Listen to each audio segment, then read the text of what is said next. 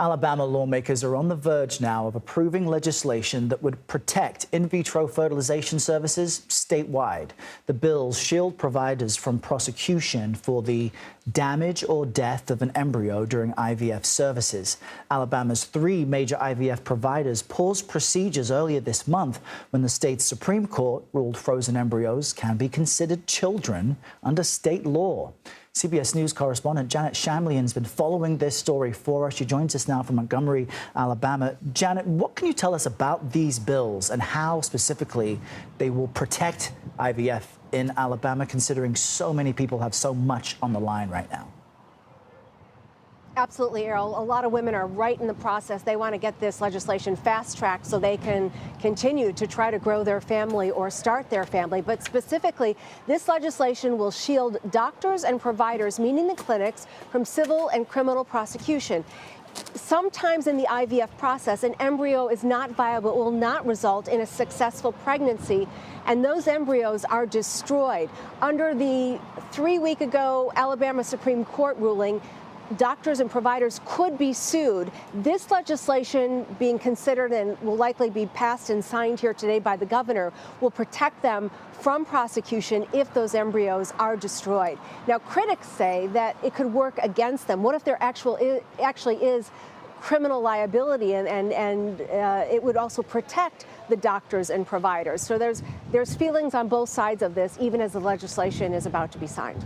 So, Janet, as you break that down and mention doctors and providers would be protected under this bill, it doesn't protect everyone from liability, though. I understand that we could still see civil lawsuits against manufacturers of IVF-related products. What are some of the concerns there?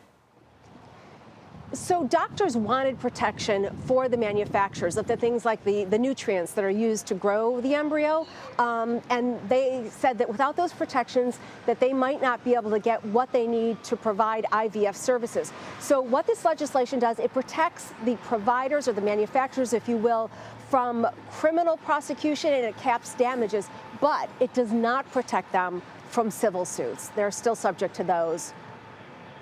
And Janet, I know that we call this a big get, in our world. You sat down with Senator Tammy Duckworth to discuss what's being done on the federal level to protect IVF. Should there be more instances of Alabama elsewhere? What did she tell you?